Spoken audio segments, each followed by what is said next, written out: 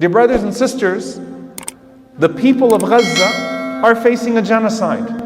It is a genocide that we have not seen the likes of for a very long time. And it is unfolding before the world's eyes. And the propagandists are doing everything they possibly can to hide the eyes of the American public, to hide the eyes of other people from that genocide, to justify it, to pollute. And the Prophet ﷺ mentioned, "La yadurruhum man khadalahum." These are people that are not hurt by those who betray them, because they have Allah subhanahu wa ta'ala. Now here's the thing. We can be inspired, as we should be, when we look at the people in Gaza and we look at the people of Palestine who have shown time and time again that the odds don't matter. The odds don't matter. But let's bring it back to us. Dear brothers and sisters, you are not behind the trench. You're not being starved. You're not having the water taken away from you. You don't have bombs dropping on you. Alhamdulillah. We have not been tested the way they've been tested. Different people are tested in different ways. Now there are people that will continue to die in this entire process. And as they die in this process, guess what?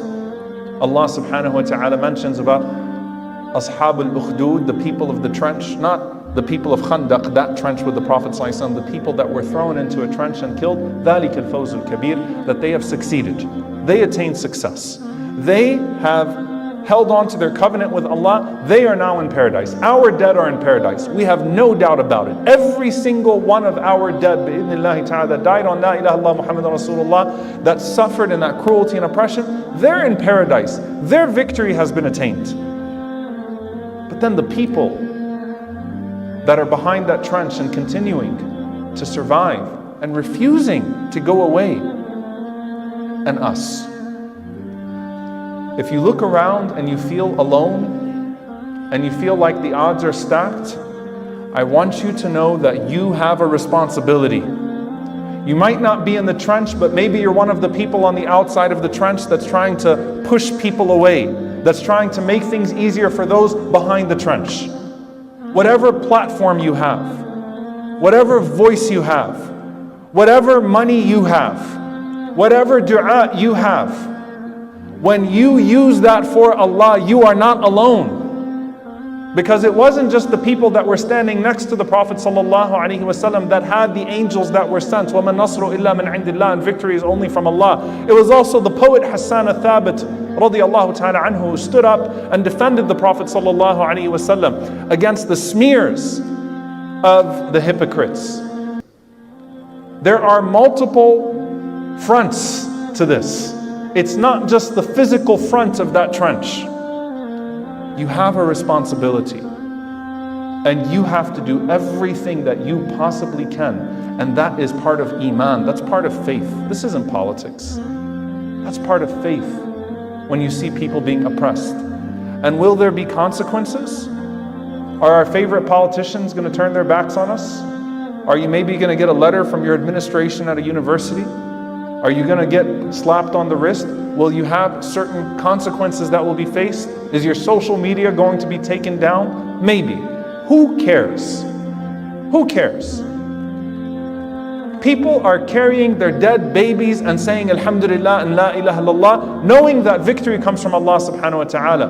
Who cares if we face consequences for trying to be their voice outside of the trench? And if people say, Inna nasa qad jama'u lakum, look, Palestine is a losing battle. Palestine is not a losing battle. Palestine will win, insha'Allah ta'ala. Palestine will win. Gaza will win. Al-Aqsa will be liberated. We have as much certainty in that as we do when we say, La ilaha illallah Muhammadan Rasulullah, that وَمَا النَّصْرُ إِلَّا مِنْ عِنْدِ اللَّهِ. That victory and help only comes from Allah subhanahu wa ta'ala. It will win. They will win. When? أَلَا إِنَّ نَصْرَ اللَّهِ قَرِيبٌ. When Allah wants it to happen. But it will happen.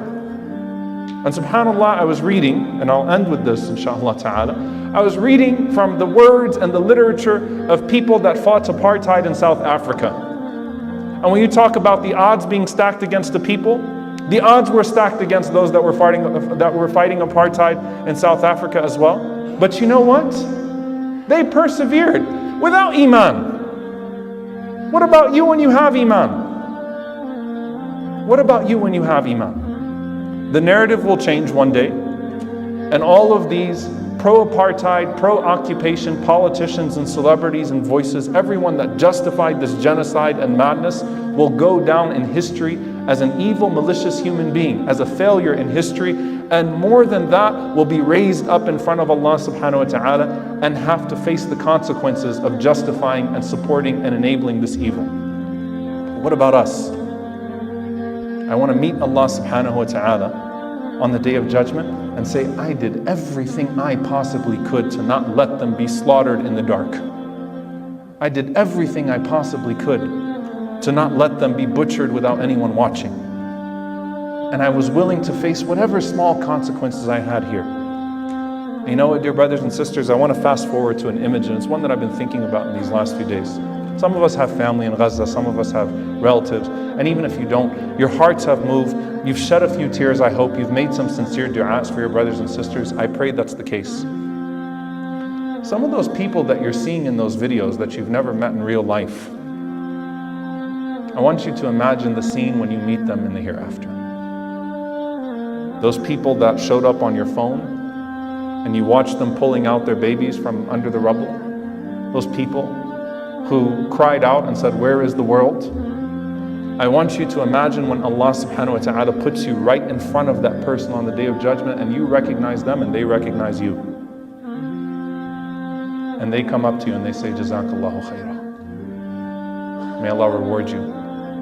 Oh Allah, this person saw me from thousands of miles away and did not back away from me. This brother, this sister was there for me. This person raised their voice. And all along, we knew that you would help us, Allah. We knew that victory was from you. Palestine will win, inshaAllah ta'ala. Gaza will win, inshaAllah ta'ala. Al-Aqsa will be liberated, inshaAllah. And we will not let propaganda and the machinery of propaganda, with all of its establishments and powers, intimidate us. In fact, it should increase us in faith. You know, it's one thing to not despair.